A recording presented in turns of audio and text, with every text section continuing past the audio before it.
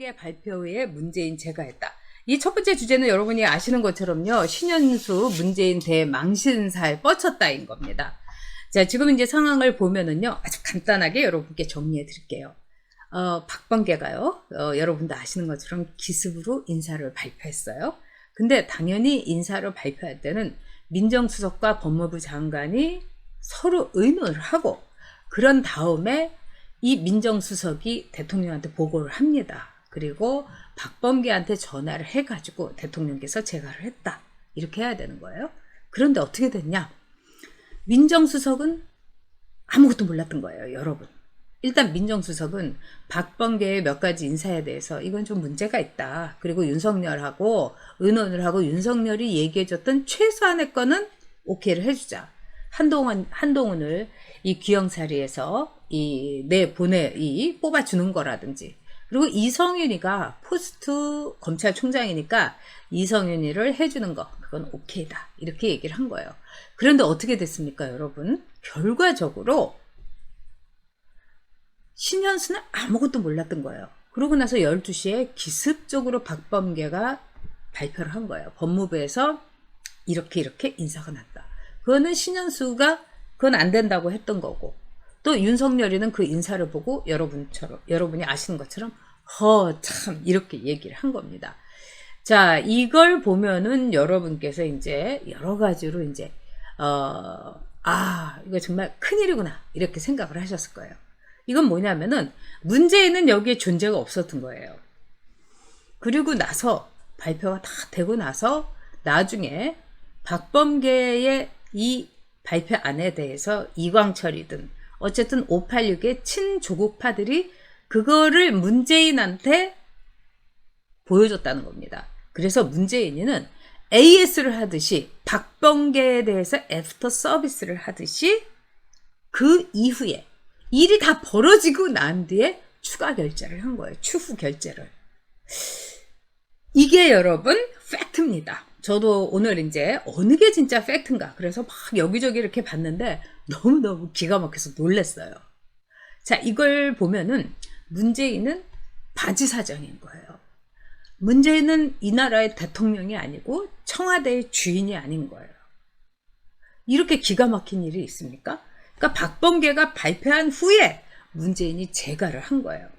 그렇기 때문에 자, 이 문제에 있어서 여러분 아시겠지만은 이 신현수는 진짜 황당했을 겁니다. 그리고 신현수는 문재인하고는 20년 말하자면 동지였던 거예요. 우리가 이 동지라는 말 참 동무, 이 공산당들이 컴레이드, 동무 이런 말 하지만은 우리 이거는 진영을 불문하고 동지란 말을 쓰죠. 왜? 뜻을 같이 했던 사람. 그리고 신현수는 그 옛날에 문재인이 민정을 했을 때 거기서 같이 일을 했습니다.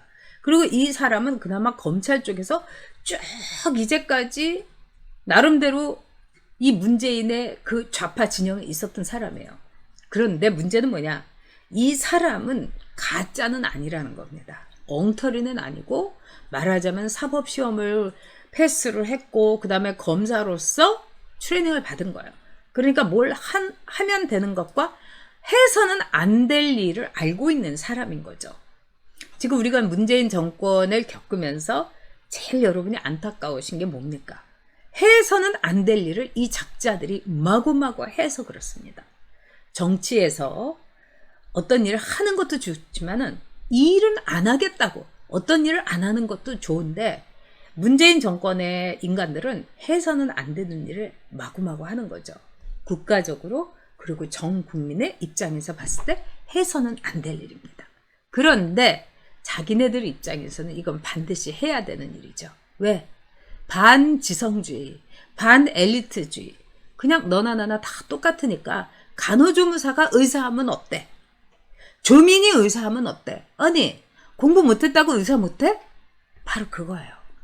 그리고 나서 자기네 아이들은 다 외국에 가서 보내고 자사고 특목고 다 없애는 거예요. 왜? 국민이 그냥 똑같이 일반고 똑같이 다니면서 잘하는 애의 싹을 다 잘라버리는 겁니다. 그래서 차베스처럼 마두로처럼 100년, 1000년 우리가 집권하겠다. 이게 바로 이해찬이의 이른바 해찬들 세대부터 쫙 내려온 거예요, 여러분. 해찬들 세대에 여러분 기억나시죠? 이해찬이가 뭐 하나만 잘하면 된다고. 그래서 해찬들 세대의 아이들은 너무너무 공부를 못하는, 완전히 상식도 없고 바보 같은 애들이 됐어요. 그래서 지금도 기업에서는 얘가 해찬들 세대다 이러면은 부들부들 떠옵니다. 어쨌든 박범계가 발표를 한 뒤에 문재인이 추후에 인가를 했다, 재가를 했다. 이거를 절대로 제가 볼 때는 신현수는 받아들일 수가 없을 겁니다. 왜? 문재인이가 민정수석도 했던 사람인데 어떻게 이런 식으로 모든 결제라든지 청와대를 이런 식으로 만들 수가 있느냐. 여러분, 이거는 최순실의 국정농단 어쩌고 한 거보다 이거는 여러분 더 큰 거다 이렇게 볼 수 있어요. 최순실이는 어떻게 보면은 관광부에서, 문화체육관광부에서 자기 딸 말 얻어주는 거라든가, 또 박근혜 대통령이 퇴임 이후에 이례재단 비슷하게 미르재단 만드는 거, 여기에 관여를 했죠. 이거 뿐이에요. 그 다음에 연설문 고쳐주고. 그런데 여러분 보시다시피 진짜 이 박범계의 국정농단이라는 거는 대통령이 재가도 받지 않고서 말하자면 자기가 딱 인사를 내버린 거예요. 그러면 박범계가 그 순간은 대통령이었다 이렇게 볼 수 있는 겁니다. 그러면 어둠의 청와대 대통령은 누구인가? 우리가 이거를 묻지 않을 수가 없어요, 여러분. 문재인은 그냥 패승 당하는 거예요. 왕따 당하는 거예요. 이렇게 놀라운 일이 여러분 이 나라 대한민국에서 일어나고 있습니다. 기가 막히죠. 네, 레시드라님께서 신현수는 박범계에게 감정이 있는 것처럼 굴지만 실제로는 문재인에게 감정이 있는 거라고 생각합니다. 문재인의 체면을 살려준다면 사의를 거뒀겠죠. 정말 맞는 말씀입니다. 진짜 맞는 말씀입니다. 네. 자, 신경자님께서요. 애국방송 전역TV 구독. 아유, 감사드립니다. 자, 그리고, 네, 맹부장님, 개를 키우자. 다들 개밖에 없는 거죠, 지금 정부에는요. 네, 그리고 우리 레이니데이님께서, 무력감이 지쳐가는데 늘 힘을 주시는 전 작가님 감사합니다. 저도 진짜 국민의힘, 이 나라가 돌아가는 걸 보면 저도 무력감에 빠지는데, 여러분을 보고 여러분하고 제가 이야기를 하면서 이럴 순 없다. 내가 정말 끝까지 간다. 이렇게 결기를 다지고 있습니다. 네, 레니데님의 정말 따뜻한 슈퍼챗 애국의 초록물결. 정말 감사드립니다. 네, 우리 레니데이님께서 또 슈퍼챗을 또 해주셨네요. 지금 소리가 계속 작다고 그러는데 제가 이 소리 지금 좀 정신이 없어서 일단 목소리를 크게 하도록 하겠습니다. 소리 크게 하는 거 배우긴 배웠는데 제가 목소리 크게 하도록 하겠습니다. 네, 레이니데이님, 박범계가 추미애보다 더 악질인 듯. 악질이라고 봐야 되겠죠. 자, 요즘은 연예인들도 여러분 어떻습니까? 학폭으로 해가지고 다 이제 무대에서 내려오잖아요. 그리고 학폭으로 하면은 무슨 오디션이라든가 또는 텔레비전에 미스트롯, 이런 데도 다 학폭으로 하면 내려오지 않습니까? 지금 줄줄이 땅콩이에요. 오늘은 수준이 터지고 막 이랬는데, 와, 학폭인 사람이 말하자면은 법무부 장관이라는 게 말이 됩니까? 저는 진짜, 우리 하루하나님도 들어오셨네요. 기가 막힙니다. 자, 우리 정박님 괜찮다고. 네, 차 속에서는 크게 들린다고. 네, 그러셨군요. 자, 그러면, 어둠의 대통령은 과연 누구인가? 제가 볼 때는 어둠의 대통령은 지금 청와대에서 모든 걸 좌지우지하고 있는 586입니다. 그러니까 문재인이 여러분께 제가 몇 차례 말씀드렸지만은 문재인이 대선 토론을 하면서 당신은 누구냐? 당신은 어떤 존재냐? 할 때 나는 도구라고 얘기했어요. 그 도구는 뭐냐? 운동권의 도구예요. 그리고 문재인은 대통령 안 하겠다고 한 사람이고 정치 쪽으로는 자질이 없는 사람이에요. 그러니까 꽃가마를 태워주고 이것이 꽃가마인가 가시방석인가 이러면서 왔다 갔다 하는 사람인 거죠. 사실은 문재인이 비서실장을 하면서 일을 10개를 뽑았다고 얘기한 적이 있고 그건 사실인 것 같습니다. 근데요, 비서실장 자리가 굉장히 고된 자리입니다. 그렇긴 하지만 모든 이 공직이라는 건 자신이 정말로 국민으로부터 이 부여받은 고귀한 아주 신성한 롤인 거예요. 그럼 그걸 즐겨야 되는 거예요. 여러분 바이든을 보십시오. 얼마나 대통령직을 즐기고 있습니까? 지금 바이든이 하는 걸 보면. 근데 문제는 정말 고통 그 자체죠. 네. 뭐냐면은 지금의 정부라는 거는 일종의 코뮌이라고 볼 수가 있을 것 같아요. 이 공산당의 소비에트, 뭐 코뮌 이런 것처럼 이 공동으로 일종의 권력을 잡은 집단 정치를 하고 있는 거예요. 그래서 문재인이가 자기 마음대로 저는 못한다고 생각을 합니다. 특히 이번에 신현수 건을 보니까 적나라하게 드러난 거예요. 자, 신현수를 문재인이 데리고 왔고, 신현수를 데리고 올 때 문재인은 뭐라고 했느냐? 내가 너에게 어느 정도의 이 재량권을 주겠다. 그리고 검찰하고 잘해다오 이런 거예요. 그런데 문재인이 한 말은 아무것도 아닌 게 된 거예요. 그러니까 신현수가 이제 다 알아차린 겁니다. 아, 문재인은 쟤네들의 도구에 불과하구나.